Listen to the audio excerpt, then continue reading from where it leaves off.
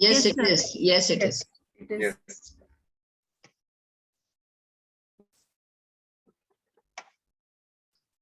Yeah. So, I am very honored, and I'm really thankful to all of you all at IWSA for inviting me for this talk. And I was having this thought the other day that how we were all holed up at home for almost a year and a half due to the pandemic and the lockdown, and this kind of gave me time to reflect and introspect, given the current uncertainty.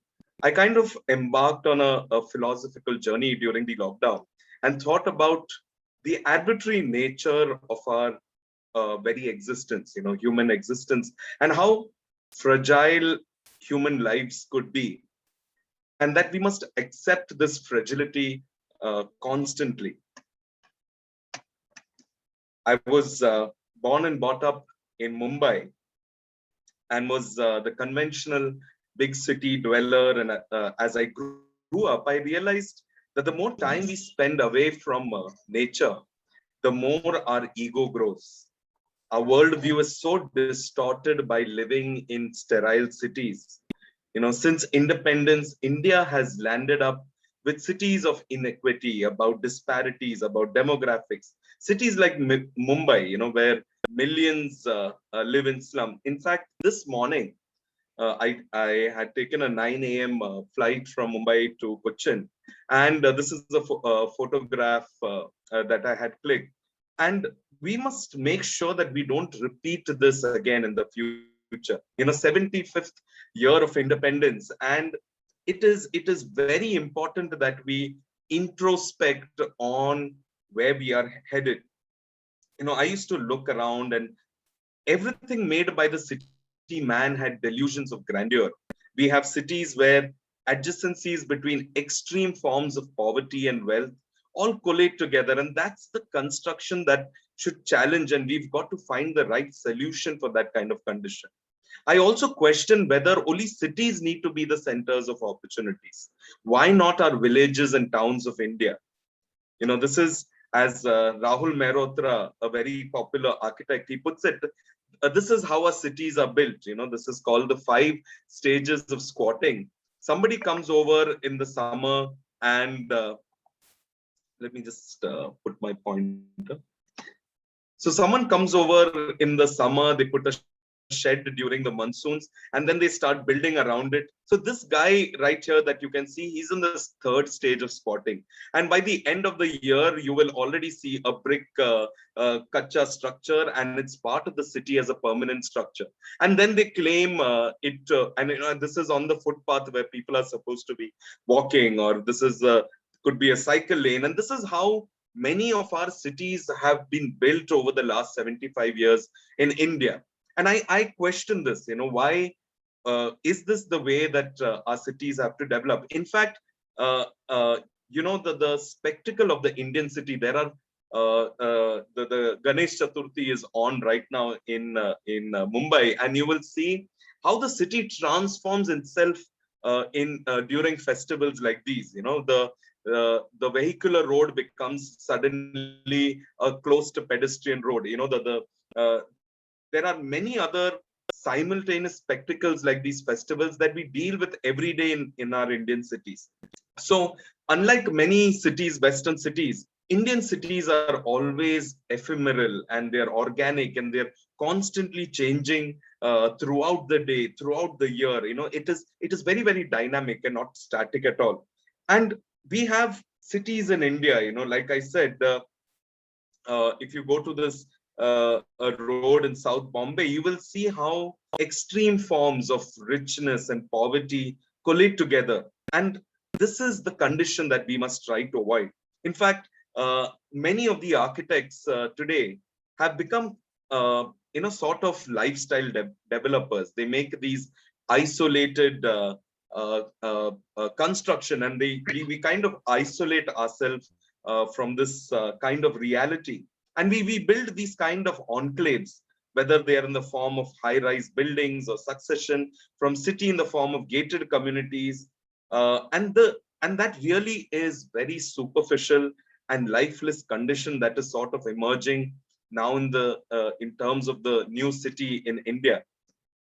So I must show you in this context. You must have all heard of this term called smart city that has been been thrown around a lot. Uh, the context I show you, Gift City, which I believe was the genesis of the smart city idea in India. In fact, Gift City was a forerunner, and the CEO then had even said Gift City will be like foreign territory.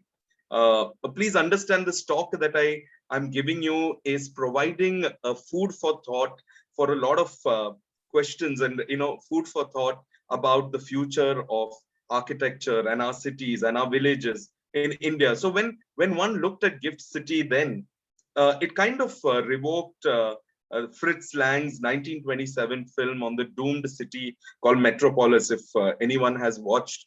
And this was the kind of imagery that they were throwing around as a smart city. You can see that this is what the vision of an Indian city was being thrown around, and you can see all these photoshopped. Some of these buildings have been actually ripped off out of cityscapes from Dubai, Singapore, and Shanghai, and merely photoshopped to a superficial image of a city. So the question still is, what could be the true imagination of the future of construction in India? In fact, we all think this is modernity. We all think this is what one must achieve in a place like India. This is in China. There are hundreds of cities. This picture I'm showing you is from a trip I had taken to China, and there are hundreds of cities in China. In fact, they say that every day there's a new city born in China. But the problem is that they are cities, but they are not Chinese cities. We should not aim at developing more Shanghais or Manhattans in India, because India, with its vast tradition and history, are we going to engage with the generic image of a city? We are from a land where cities like Madurai and Jaipur, they never followed a generic image of a city. It was all rooted to the place it belonged to. I think we can certainly do something different in terms of a direction. And this is not just the job of architects or designers. In fact, all of us are a very, very integral part of the city. And historically, again, a photo from the flight. Historically, cities grow organically, just like nature does, through accumulation and accommodation, where people come first and not infrastructure. It cannot be a linear process. First settlement, then design. They grow by attracting migrants who see the value of those who come before them. So it was during moments of this reflection and realization that I thought of, instead of me showing some of my architectural projects or a technical presentation of the work I'm involved in, I thought, why not share some of the experiences I've had in the world of design in India. These experiences have been extremely transformative personally, and a journey of discovery both of the self and my country. And I call these experiences the trinity of design.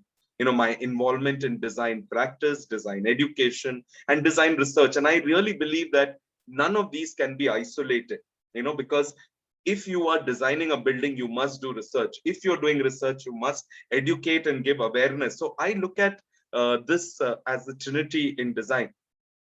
And I look at my design within two perspectives. Design that seeks to understand the future through a better understanding of the past, and design that probes new ideas and concepts that will shape the future. So I thought, I should share a story with most of y'all. You spend a little time in nature and you soon realize what poor designers we are, because nature is the best designer. At this point, it humbles you. Ever since I've been spending more time in nature, which is the only way to respect and safeguard what we have. I left the city of Mumbai around a decade ago, and life has been a sort of journey ever since. There are two parallel journeys happening here. One is the physical journey, and it involves the process of getting from one place to another while the other is an emotional journey, one that has transformed me from within. So it all began one summer morning, when I revisited Ladakh, and this time flying above the majestic Himalayas, flying above the mighty mountains, which was truly a mystical experience. And many of you all must have seen, my YouTube video. This is how much of my life has ever, looked ever since, riding through the terrains, landscapes, and highways of India. The most surprising part of this journey was that it was never planned to happen. I was at 3,000 meters above sea level in one of the most remote areas of the world. When I say remote, 200 kilometers in front of you and 200 kilometers behind you, you might not find a human. And that's the kind of places I've been exploring. And even in those extreme conditions, you will see that man has tried to, create a habitat for himself. I, I spent a lot of time away from man-made environments, embracing nature, traveling across the countryside from village to village. My motorcycle, the faithful companion who has convoyed me through some of these wonderful journeys. And over the years, I set out on a series of motorcycle trips, and I've conquered some of the most difficult roads, extreme weather condition, crossing overflowing rivers, accidents. Every breath, every view, every single mile was an experience in itself. And just traveling through such roads was enough to make you feel vulnerable. Your ego, your arrogance, the city arrogance that many of us have, that the way we harm nature, all of this vanish into thin air, because just the mere sight of these mighty mountains, just being immersed in nature, make you feel so small and fragile. So these journeys were not an easy one. It absolutely tests your grit, makes you feel weak, even sick perhaps. A place, it really hurts your body. It plays with your mind. Just imagine traveling for 300 kilometers just so that you get to the Indo-China border, and there are shooting stones and there are extreme weather events at almost, I think, minus 20, minus 25 degrees Celsius, to mechanical failures of the bike. Here you can see me traveling on one of the most treacherous roads in the world near the Indo-China border. And you can please ignore my sense of fashion, because it was one of the least concerns while traveling. Yet the ecstasy and the mere elation it delivers while riding through these roads is unrivaled, and that's where I started discovering that India is it is many countries in a country. One of the world's highest and second highest motorable roads. The resources are meager, including water and air to breathe. And the unpredictable Himalayas leave you mesmerized and grateful to have been able to travel through it.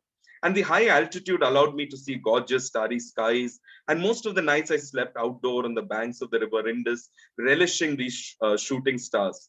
And I would stop often, take it slow, as it was the journey that mattered and not the destination. I would stop to trek to a nearby village, talk to strangers, sit down on a rock. Mind you, there is no network connection. You cannot use the phone. You cannot use the internet in these kind of places. And it kind of made me it is difficult to be cut off from the rest of the world like that. It's not something that everyone can do, especially over long terms, for a year and a half or 2 years, being completely cut off from the rest of the world. But I would live with villagers for days who were kind enough to allow me to stay. I would bathe in the river or naturally occurring hot spring pools, and sometimes camp when I found company with fellow campers, riders, and backpackers. And I would talk into the night with these strangers, listen to their wonderful tales of travel, sing and dance around a campfire. And you feel lost in the moment, the absolute happiness of being in the now, away from the rat races of life. And I remember one of my teachers had told me, Pratik, even if you are a part of even if you win in a rat race of life, you still remain a rat. And that's something that has really stuck on to me ever since. And riding through these roads, it's like meditation, through an assemblage of aesthetic elements, the monotonity of the rhythm of the bike's engine and magnificent views around you. It kind of allows you to enter a state of blissfulness, and you find yourself locked into an inner state of happiness. And there have been times I've had to transport the bike through railways or pick up trucks to far flung places in the country and continue riding there. And all this hard work, facing the extremities and the dangers that came along with riding on some of the world's most treacherous road, are experiences like these, where time stands still, where you discover who you truly are and contemplate on the purpose of life. I found myself wanting to avoid tourists and crowded places, and found myself riding to far-flung places like Somorari near a village. This is a village near Karzok, where you realize, half of this lake is in India and half of the other half is in China. And you realize the cordial locals embrace you with a warmth unparalleled, something you will not get in a city life. You leave only footprints and you come back with a plethora of experiences.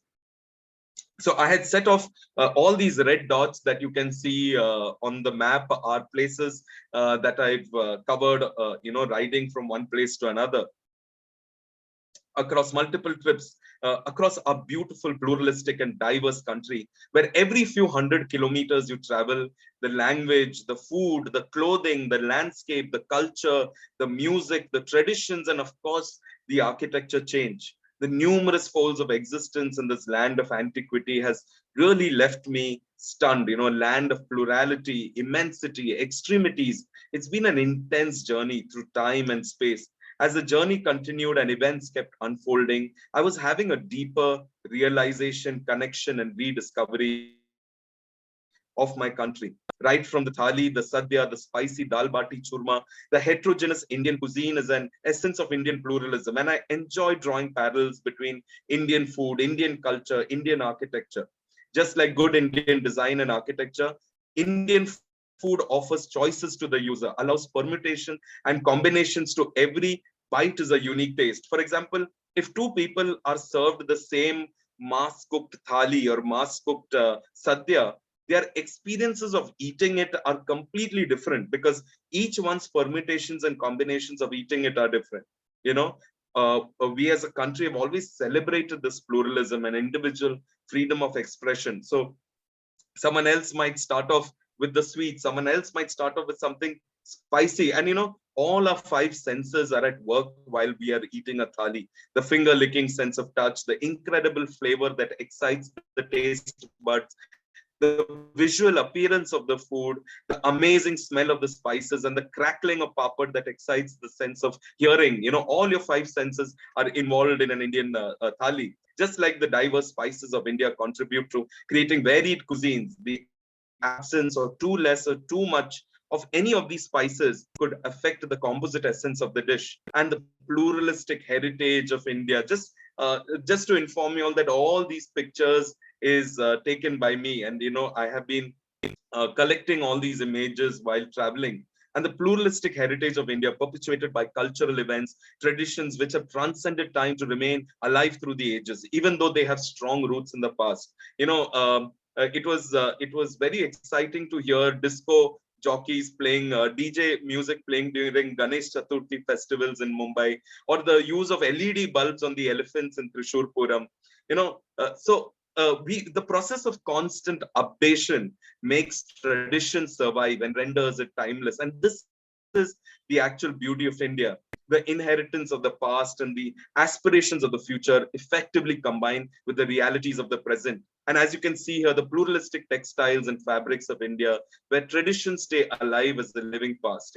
So traditionalism does not mean turning the clock backwards. I believe traditionalism can be progressive and subtly combine the old with the new. So many worlds within a world, assorted, diverse, pluralistic concept manifested in India. Gorgeous markets where physically transforms through its interaction with time. These markets with shops, hawkers, temples, mosques, people, monkeys, parking, eateries, they keep transforming throughout the day, as well as on festivals, events, and holidays. Even what is being sold here changes with time, rendering a completely different visual appear from time to time. Land of 330 million gods, various beliefs and religions, the perception of many gods as a conception of numerous truths, each true for its believer, each to cultivate diverse notions of a multicultural society. For us in India, the answer goes back thousands of years to the Vedic seers and the Sufi saints The visible world was only a part of their existence. There was also the world of the non-manifest. So getting back to my journey, the extreme north circuit started off with Leh as a starting point and going as far as of Turtuk, Surmo, even to places near Pakistan occupied Kashmir, where eventually the army has to stop you from riding on. So from Leh to Dras, the second coldest inhabited place in the world after Siberia, the difficult weather, landslides, and life-threatening accidents I faced made the ride even more exciting. I'd like to really acknowledge the Indian Army and the hard work of around 2 lakh task force of the border road organization who clear up these roads as quickly as possible in the event of extreme weather events. It is one of the extreme climatic zones for human survival. Winters are extremely cold and the winds are occasionally intense. These mountainous road has little vegetation and it's like a cold desert. But what really excited me was, despite such extremes, the humane aspect seems to stay constant. The will to survive even in the most adverse conditions. This is vividly characterized in the habitat which man builds for himself using an architectural vocabulary that seems absolute. And this construction is, you must know that it is extremely scientific, because the decisions that they take have been extremely scientific to make sure that there is human survival in these extreme weather events, extreme weather conditions. The vertical stacking of the buildings on the slope of the hills result in individual houses catching the sun's rays, as the sun's rays were the natural and critical resource for survival. The age-old indigenous knowledge of building construction has enabled the native inhabitants to devise a highly efficient and climatically responsive architecture. Even the way they used to select the site for settlement, you can see that most of these houses or most of these monasteries, they've kept in mind that the shadow of the nearby mountains should not cast on them, in order to increase the time duration of getting the sun. The settlements are located on the slopes of the mountains rather than the plains of the valleys. The dependency on sunlight to maintain the comfortable climatic conditions is complemented by the traditional building materials and construction techniques. Most of the primary building materials were earth and timber available locally. Both earth and timber are natural materials and offer climatic comfort in wide diurnal range in these parts of the country. Buildings reduce shading as much as possible to allow maximum sunlight to enter the building. They utilize heat from cooking appliances, trap heat by providing sun spaces, and thermal lag through trom walls. Sun-dried bricks and earth blocks are the primary unit of masonry construction. These earth blocks are made from alluvial soil found on the banks of the Indus River, and the woodwork is from locally available poplar and willow trees. The lintels of the doors and windows are cobbled features with ornamentation. Now, we would think that these are aesthetic, but these are all built for a scientific purpose. Made of many layers of timber, these lintels actually act as a thermal barrier and prevent the loss of heat due to conduction from the wall. So it is not just aesthetic, but they all have a climatic responsiveness in its design. And this was one of the village houses I stayed in, the Ladakhi kitchen or chansa. It's more like a community room where one entertains and hosts their guests. A low floor seating padded with cushions and tables make it very comfortable. All the utensils are on display and an open stove that also acts as a fireplace to keep the room warm. You can see this a wonderful lady here. She was one of my hosts. She wore a traditional Ladakhi dress called koncha, which is a version of a kaftan, and an amulet called kagu. She sat down with some fried meat, dumplings, butter tea, which is made out of yak milk and pink tea leaves, shirmal Kashmiri bread to be eaten with kava chai and dried apricots, walnuts, almonds. She proudly revealed that in the Ladakhi tradition, when a woman gets married, she brings along utensils to set up her own house. It is locally, it is seen as something out of respect. When a man wants to marry a woman, he sends a proposal to the father-in-law with a pot of chang. Chang is a local barley beer with yak butter. So on drinking this local barley beer, Chang, the father-in-law comes to know the quality of the agriculture or farming of the person. So depending upon the quality of the beer, the father of the bride takes a decision. And many such stories, as we sat and we dined with these local families. But sadly, Ladakh is undergoing drastic changes in recent times, primarily due to climate change. Most of the ice is melting, increased tourism, flash floods, cloud bursts, and the replacement of traditional architecture with ever mushrooming, insensitive concrete buildings. Here you can see how an entire settlement is being demolished to give way to its new concrete replacements. I've learned many lessons on the way, participated, curated, learned from, facilitated in the concept of shiksha or education, even in far off places in India.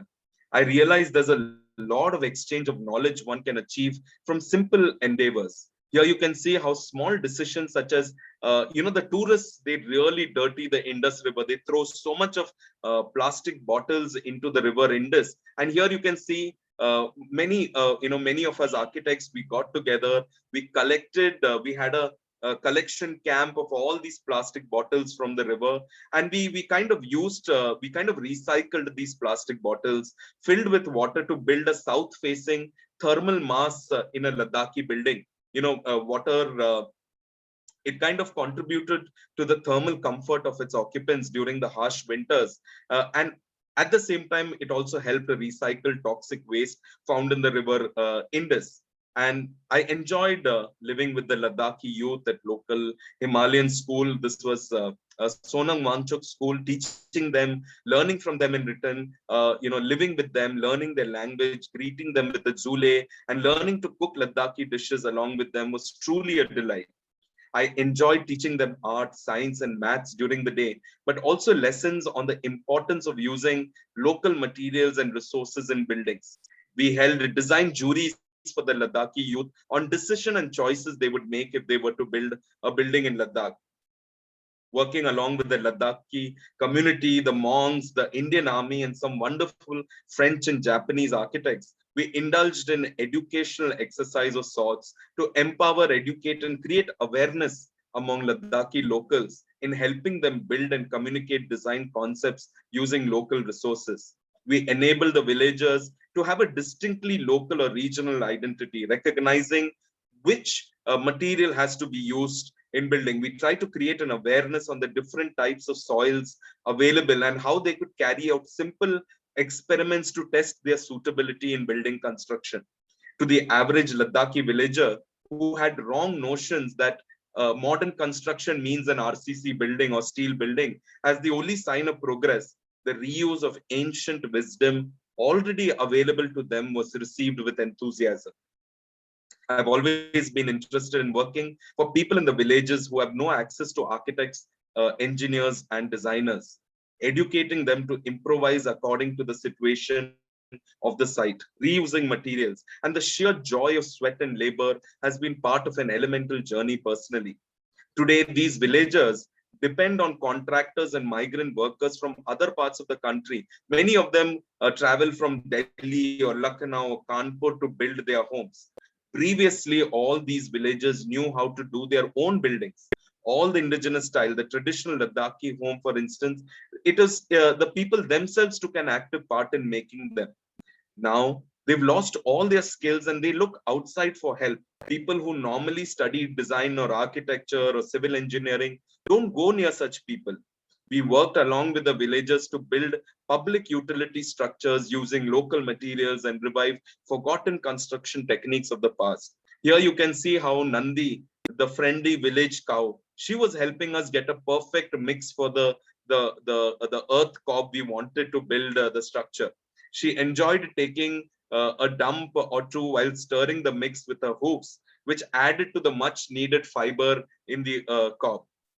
I stayed in a house for months made out of a recycled jeep that once belonged to the National Geographic Channel and used the traditional Ladakhi dry toilets with no water flushing, as water is a scarce and sacred resource in these parts of the world. Each time we take hours, waste a lot of water in the city.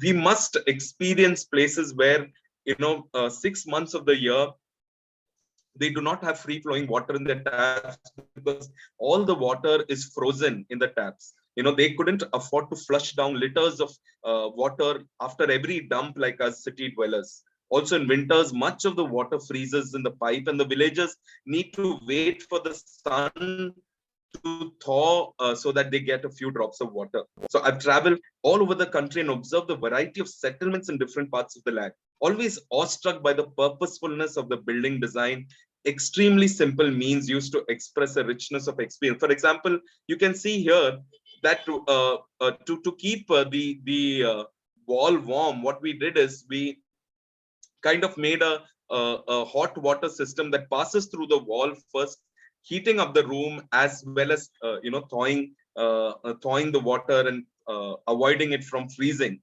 So this is a incredible metamorphosis. The same material, earth, how it can be used in different ways.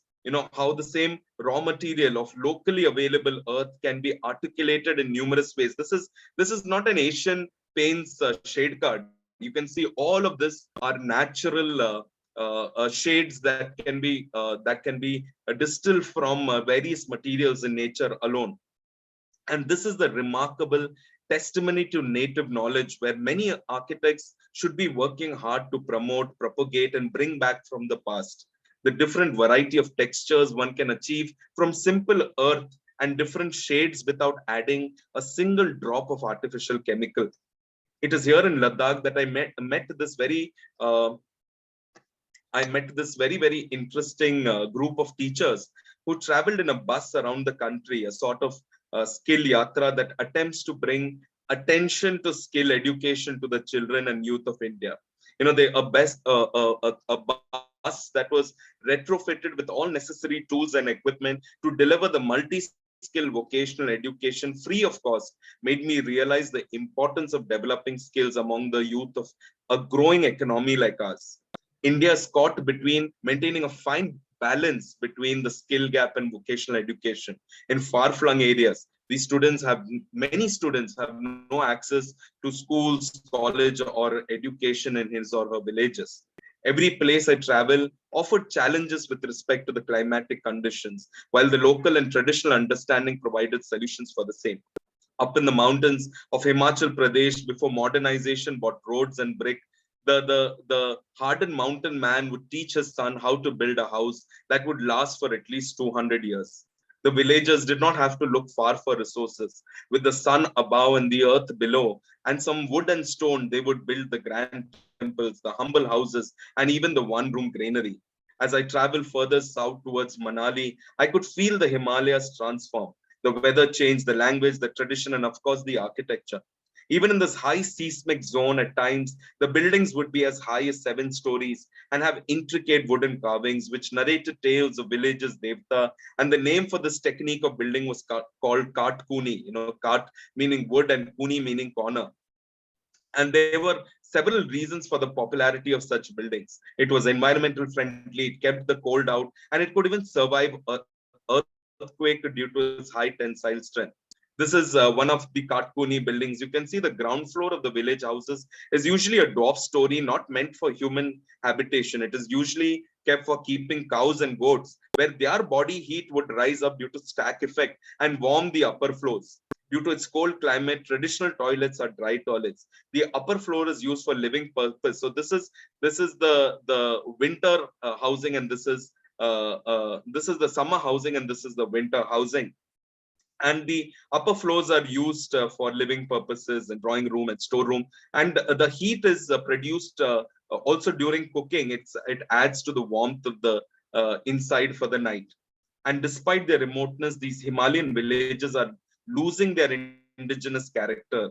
And you witness a sort of conflict, between the old and the new. Uh, Many RCC buildings are thought to be a symbol of progress.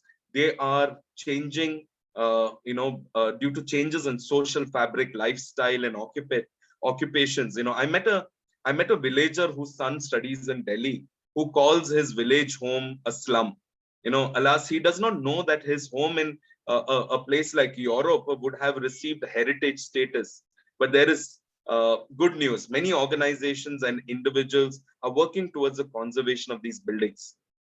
As I continued riding down to Uttarakhand and further south through the country, through the holy towns of Haridwar, Rishikesh, close to each other in proximity, yet so different in nature, it kind of offers a unique spiritual experience, And visits from there, I rode on to the east and northeast. It's always been an exciting journey for me. And I remember wandering off across the border to Bhutan to travel through Paro and Thimphu and Punakha.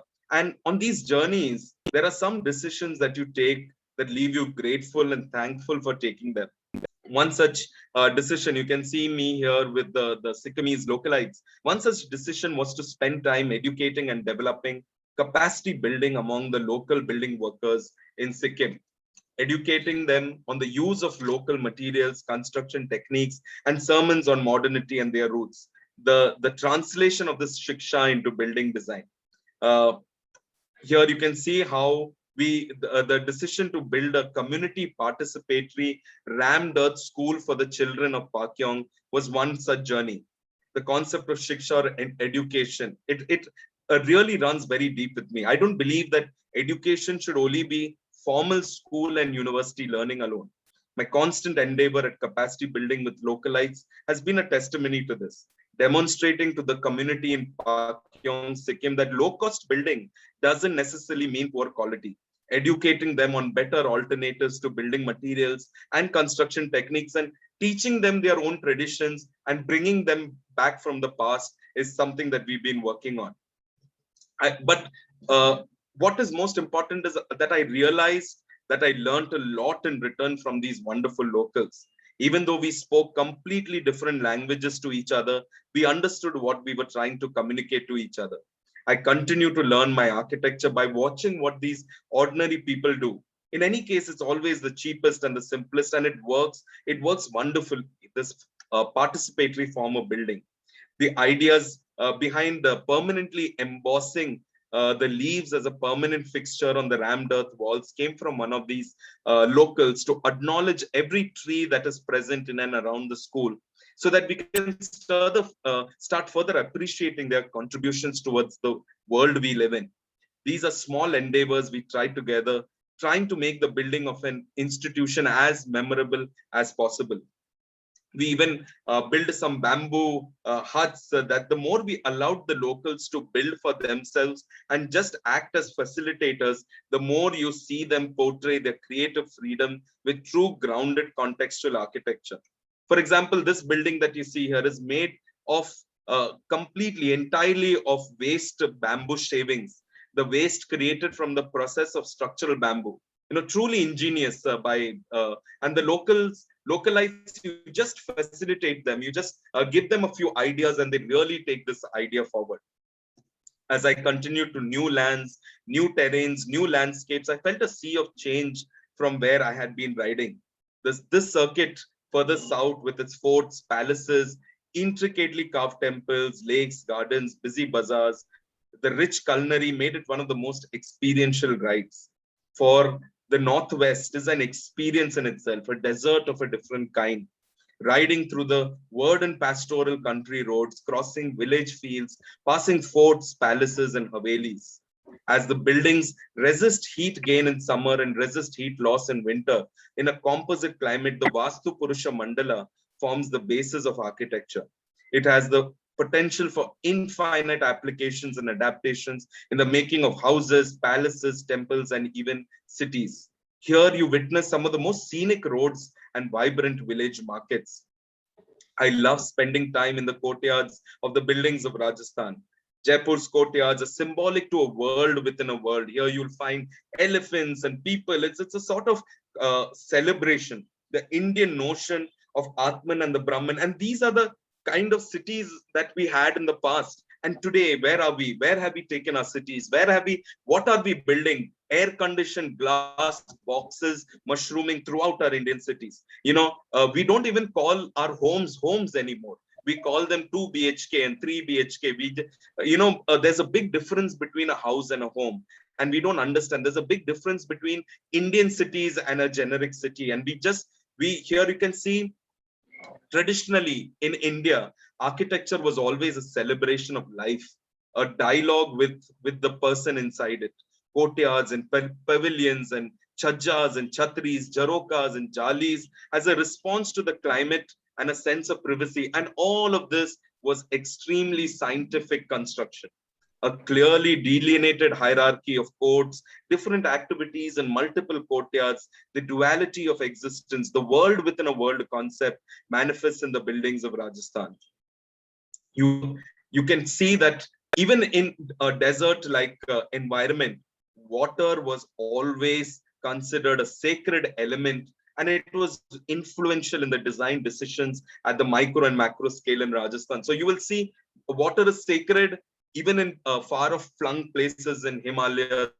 Water is sacred even in the deserts of Rajasthan. But do we consider water sacred in the modern city life? This is a question that we must ask.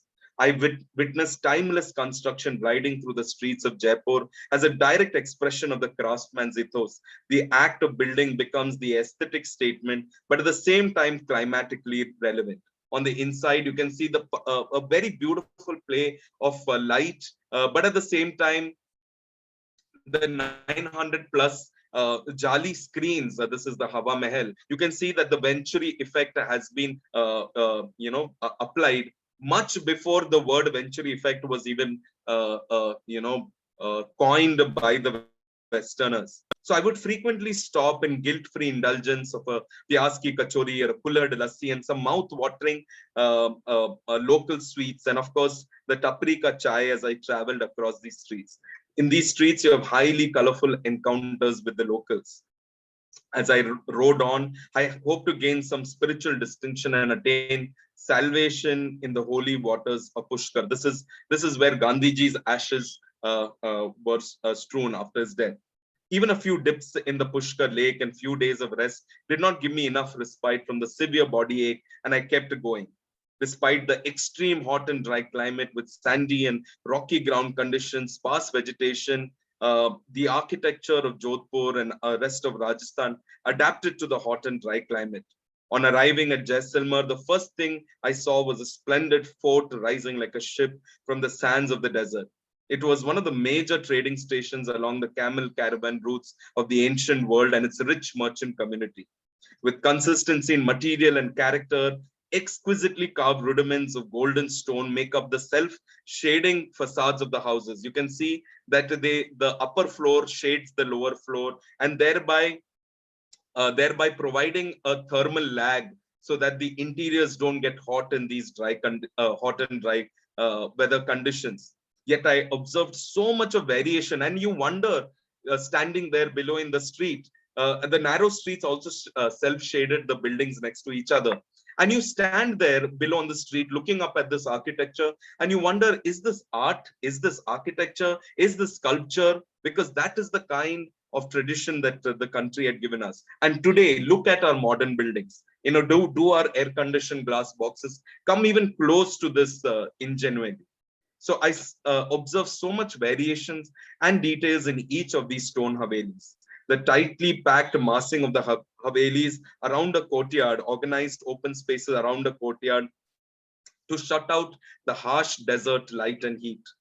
Nostalgic reminder of the great caravan routes, I kept riding on into the desert. I loved feeling the sand beneath my wheels. Riding on sand is a tough task, by the way, a matter of balance where a fall could be inevitable. And I rode onto the Pakistan border, and there were frequent pit stops at villages in the outskirts of the Thar Desert. The villagers on the outskirts of the desert built circular houses of mud, roofed with thatch, materials available and appropriate to their hostile desert environment. The ride from Jaipur to Agra, and you definitely cannot miss the Abanari Kund, the very popular step wells of India. The temple, along with the Kund Vav, is a representation of the fire-water dichotomy in Indian architecture. Interacting with the villagers, and they tell you that their ancestors used these step wells as a venue of rituals. The complex play of light and shadow as one descends into the depth of the earth. So even the water was not only sacred, but even going down towards the water was considered sacred. The entire act of moving towards the water became as sacred as the water itself. So while I rode on, it was interesting to witness highway bazaars where traditional architectural components was for sale. But one of them actually told me that there was a time they would spend hours chiseling away a jali to perfection. But nowadays, the precast concrete, the fake jalis which are painted in pink have actually many of these markets have closed down because of the concrete construction, and it's becoming a dying art form today. So symbolically and physically, water is a source of life. The four water channels. So even when the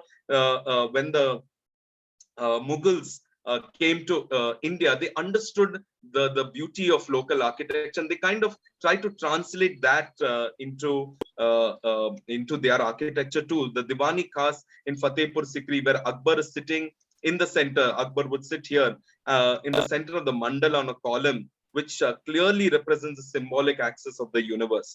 It became not just incredibly extraordinary piece of architecture, but also incredibly powerful political statement.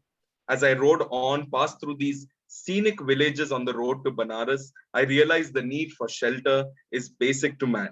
But surpassing this is a set of prevailing values inherent to the human condition. Through the centuries, man has created his habitat through an intuitive and instinctive process. Here, you can see the villages in Chitrakoot, the neighborhood friendly village ladies chatting into the evening while they wait for their men to return from the farms. As I stood there taking pictures, they offered me cool, chilled water to drink and some local sweets with a compassionate namaste. I saw an incredible form of self-sustenance, self-reliance, the kind of that Gandhiji had envisioned for the villages of India.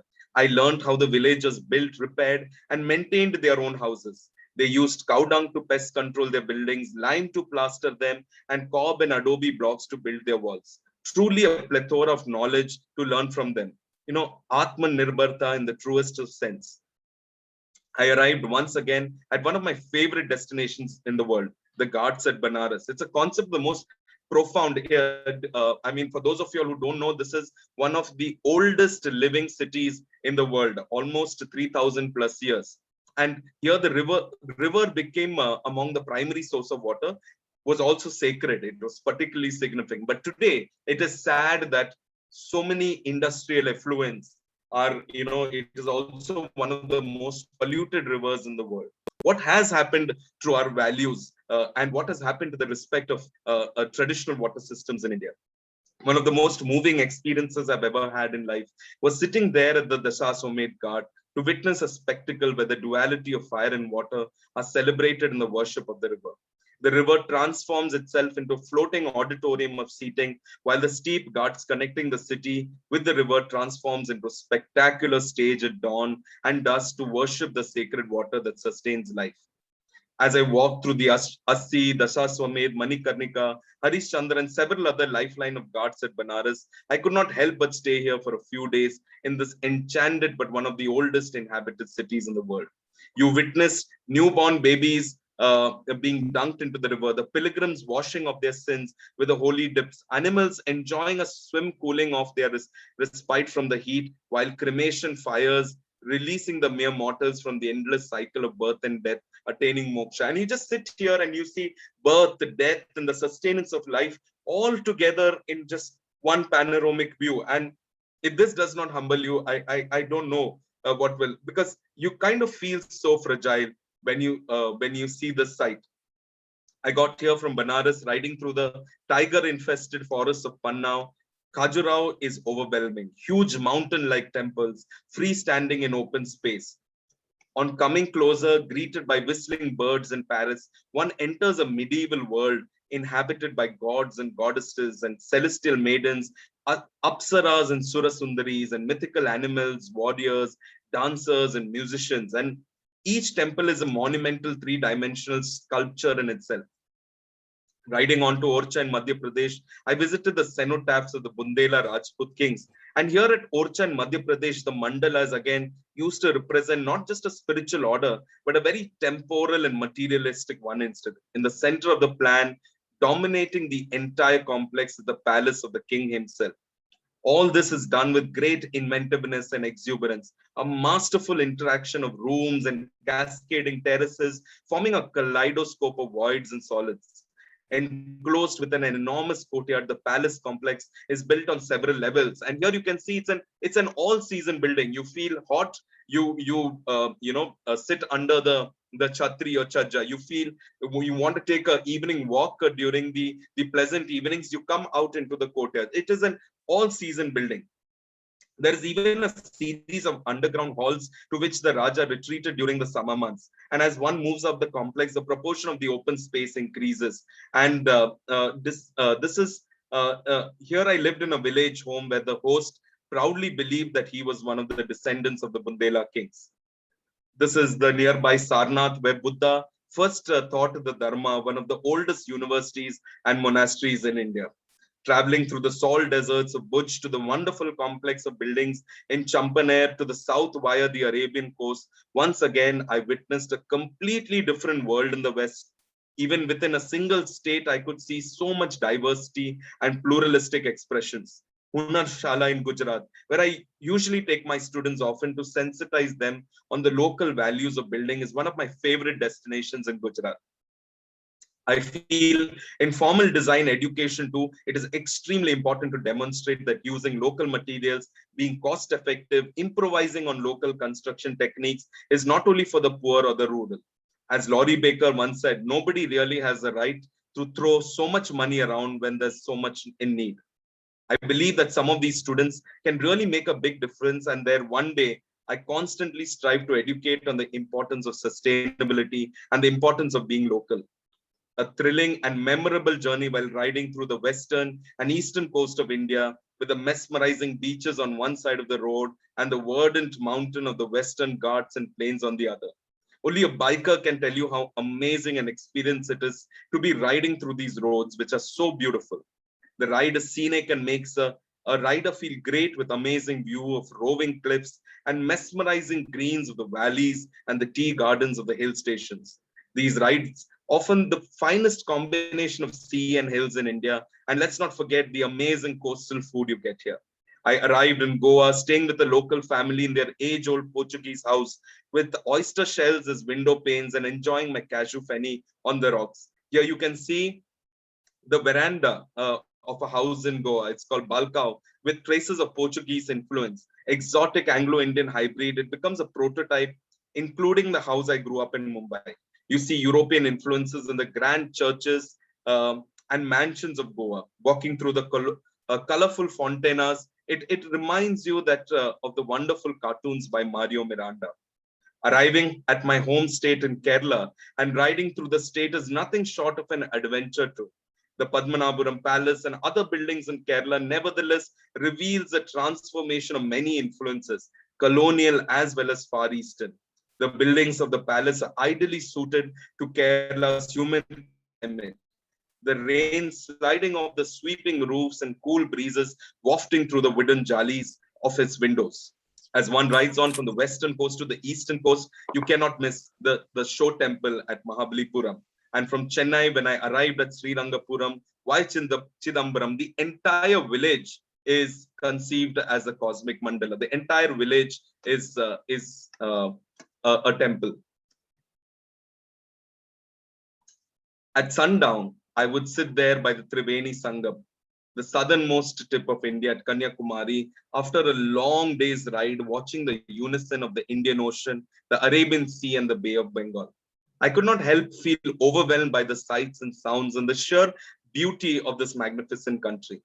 Hence, I continue my pursuits even in the South, even in formal education settings, rewriting syllabuses, facilitating and curating hands-on workshops, traveling along with students to teach them the values of the past. There are many diverse factors that determine design, ranging from function, materials, and technology to social and cultural values. Learning to be a designer involves understanding all these layers. Hence, you can see my students celebrating the process of building themselves a cob structure. From such exercises, the young architect gets an understanding of the generic process that underlie form. But most of all, the community participatory form of building, just like the villages of India, could be a way forward, coming together and celebrating design and the process of design. From such analysis, the young architect gets an understanding of the generic process that underlie form.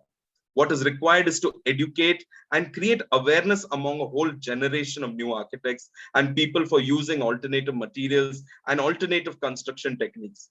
The designers are not meant only for cities. The future India could have designers working in villages too. I frequently visit Auroville, for I feel it's a pilgrimage for the sustainable architect. Here you can see that this is the Auroville Earth Institute, where we all kind of create this awareness and education on how earth and bamboo and other natural materials could be used. The values which inform the great buildings of our past and the diversities of regional culture have fashioned an architecture which uses modern technology to express the genius of the local. Entire communities built using local materials and local resources. A participatory model of building, just like we witness in many villages in India, making the entire process of building a construction a happiness project where all of the people who are going to live in these buildings are themselves involved in the construction of it, allowing every participant the freedom to design, make decisions organically, and the concept of build free, using local materials and resources and using them wisely. For example, here we built a glass bottle foundation, you can see here, to protect the house from termites from the earth below. Handcrafted and hand sculpted process of building where every participant is a stakeholder and takes organic collective decisions. All the materials were sourced within a 1 kilometer radius of the community, reducing our carbon footprint, the embodied energy, and the impact we have on the environment. It's also cost effective and a social model of building. My dream would be to see a reverse migration where most of us move back to their towns and villages and be self-sufficient in the villages of India. We also constantly sketch and improvise the design that we are going to build. And there is no one fixed single plan. It constantly evolves and changes while we build the building. Architecture must be appreciated at many levels. I think if there is freedom of expression in education, both for the teacher and student, it could lead to some wonderful results. Workshops like these develop the skills and knowledge necessary to exercise the profession, which are referred to the so-called hard competence and the so-called soft competence of the student. Like Laurie Baker said, Gulf houses have started appearing in the paddy fields of Kerala. With variation of materials in Kerala, we can build either you have laterite or granite or brick and laterite. It's perfectly easy to mix up the materials on any given site. And we used to pass on this knowledge and experience to even school children and get them to participate in the process right at an impressionable age and get them to be part of the construction process. And you can see here all this is a campus, a school that we had built in Cochin, where the students themselves were involved in the process of building their own school. Life could be a festival of sorts, a celebration. Here you can see, just give the material in the hands of the students, and you can see the wonder that they create. Because just like art, it could celebrate the freedom of expression. We could pursue transformation of the self and the world. We tied up with locally relevant practices in Kerala like Vinu Daniel, Inspiration, RGB, and others to involve students in a design and build experiment. And it wasn't a 9 to 5 experiment. It was open throughout the day. We used to have campfires. We used to have singing and dancing, just like the villages in India while they used to build their own homes. And it was all hands-on. We kind of encourage the students to work hands-on and work build their own school. And over the years, I've come to believe it is imperative that an architect develops a sensitivity to nature and a respect for human values. And over the years, this campus, which was dry and drab when we first went there, it kind of actually transformed itself.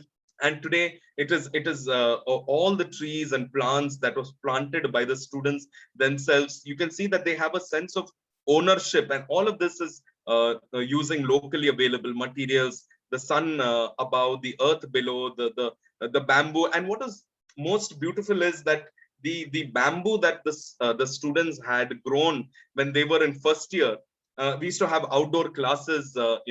Everyone started coming out of their classes once the campus became green, and the bamboo that was planted by the students in the first year actually became raw materials for newer buildings when they reached their third year and fourth year, and they kind of learned how to so they actually grew their own construction materials, and it is very direct and simple in the way it solves a problem or suited to a climate. So here you can see that the students are actually creating their own buildings in the campus. They're building them hands on and learning from the entire process, and this is the kind of Atmanirbharta and the kind of vocal for local architects and designers that we need in the future.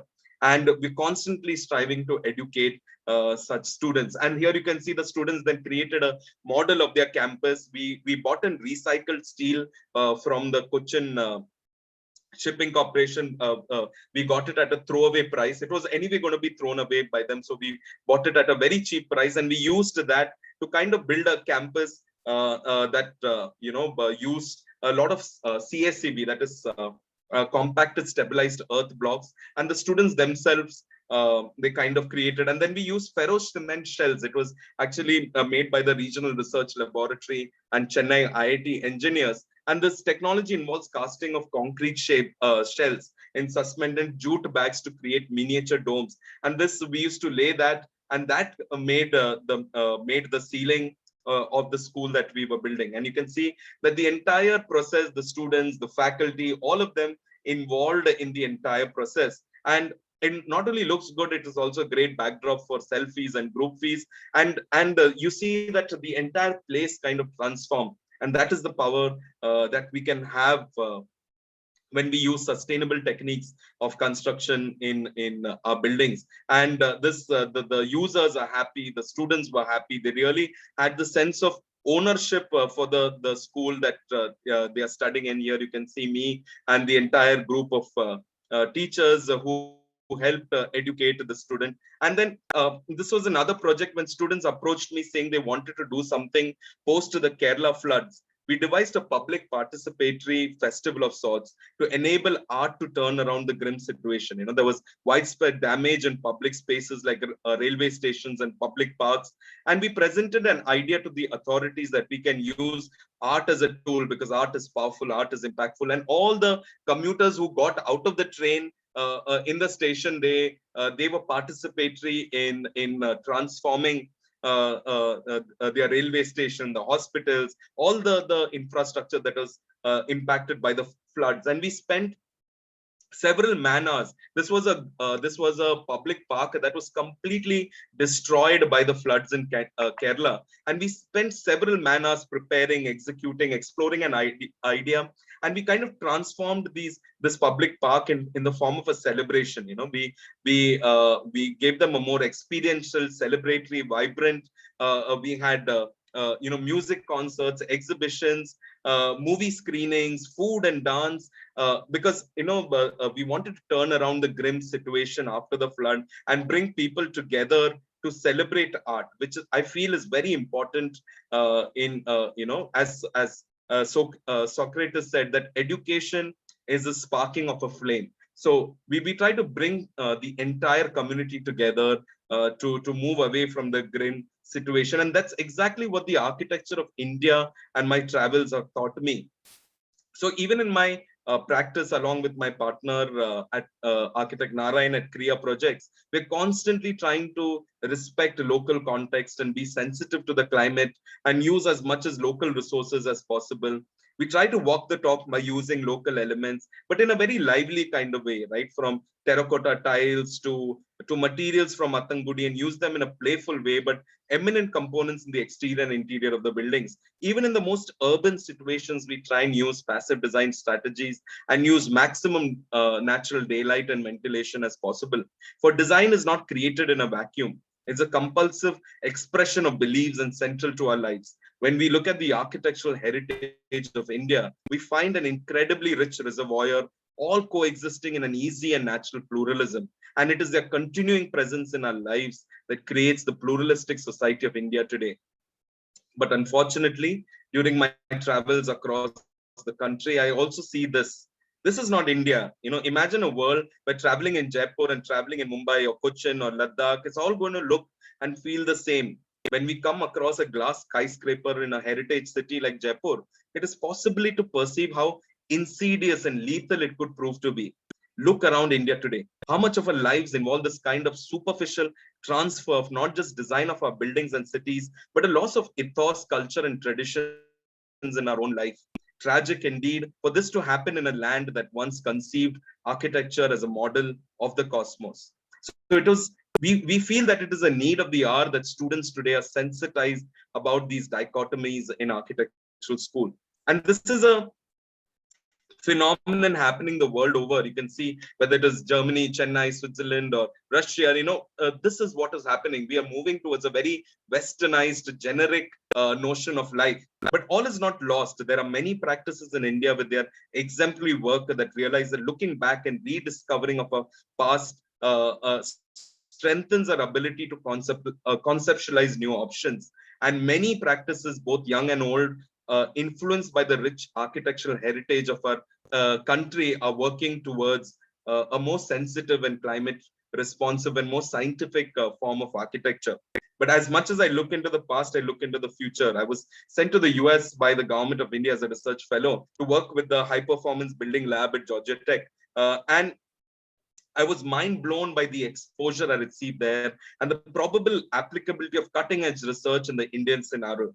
I've been working with architects, scientists, university students to test old and innovative ideas in architecture.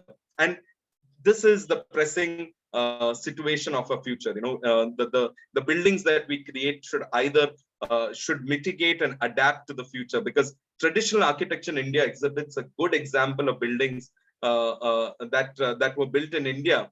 But today we are sort of following a more generic architecture. So much of our research goes into building envelopes as the interface between external countries. So all this traveling, all this documentation, all this is collated, and we kind of do very intense scientific studies on the traditional buildings of India.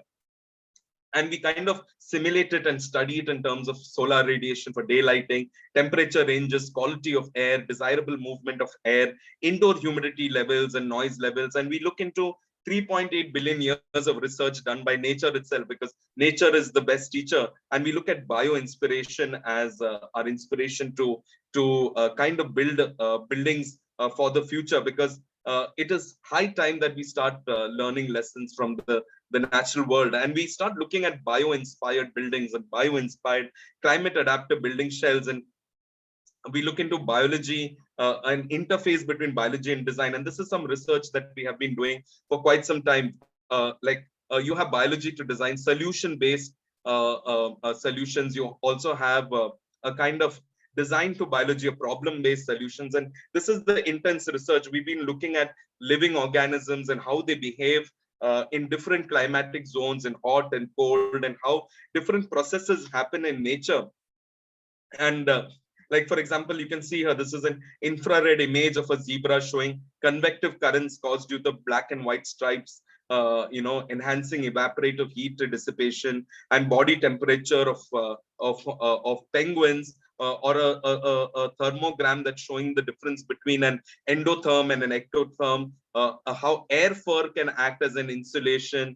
So we are looking at intense research into nature, right from the egg anatomy to gas exchange through the opening and closing of stomata, to how a gas exchange in the human lungs in the alveoli, or how the macro terms nest behave. And we're trying to look at Fibonacci patterns, or how plants are arranged in a golden ratio. And we kind of study this, all of these structures in nature, and we kind of start applying it in design. We kind of build algorithms to actually help us translate all of this very, very interesting knowledge from nature into architecture. For example, this is a dynamic skin that we are developing in the lab, which is inspired from the Voronoi structure of a dragonfly, or the Voronoi structure found in nature. And you can see that it is kind of dynamic and static. It keeps changing. In fact, recently we have even been mimicking the behavior of corona strain and using them in the development of bio-inspired concepts in climate adaptive building envelopes. And we start working in the lab. We kind of build prototypes. We develop prototypes for futuristic research and architecture, and see how we kind of test our facade prototypes, how buildings can be smart, how can they open and close on their own, how can they start thinking on their own. And you can see that these are all the prototypes that we build in our lab to kind of test it, and how architecture for the future can be shaped. And we kind of uh, as a building scientist, I really seek to educate a generation of architects using the most advanced tools, authentic climate data, to empower them to build responsibly, to test design, not just use sustainability as a shallow, to go beyond the shallow notions of sustainability, true parametric and performance driven design. And we work hand in hand with designers to find insight and beauty while maintaining budget. So you can see that these are all kind of softwares developed by us to kind of understand how futuristic design can take place. And all these algorithms are written for the development of performance-based architecture, and all this learned from the past. Even dynamic skins. I'll just quickly run through this. This is some research that we're doing at the lab, where we're looking at the possibilities of dynamic skins to kind of make the interiors comfortable and thermally comfortable throughout the day. So this is some research that we're doing at the lab, and we're using automation, and we're using algorithms and artificial intelligence to help us make the best of decisions in the building. And all I can say is, as a conclusion, that from all this process and experience will emerge the design for the future, inspired from nature. And all you need is to look around, because a sustainable world already exists. And there is so much more to travel, explore, rediscover in my country. And some places I might not even visit in this lifetime, but it is perhaps in the nature of things that there will always be an unknown. So with this, I come to the end of my talk, and I'm going to keep traveling. I'm going to keep doing research. I'm going to keep educating, and it'll be great that we all work together as scientists and teachers in India, and truly be proud of our country and take it much ahead. Because when I explored the architecture, traditional architecture of India, I learned that there is so much to be learned from them. So on that note, thank you all for patiently listening out to me. And with that, I come to the end of my talk to all of you. Thank you so much for listening out. Wonderful, Dr. Pratik. That was like flipping pages through a novel, how we have weaved through all the places in India and making us a fascinating story for us. I hope you see the chat box. It's showered with appreciations for you. And I should thank the audience for the rapt attention. The slides you have shown us, great photographs. We have Sunita Mahajan ma'am sharing wonderful feast for the eyes. Dr. Maktaba madam saying what a timely talk. And Srirupa Mukherjee saying simply mesmerizing narration.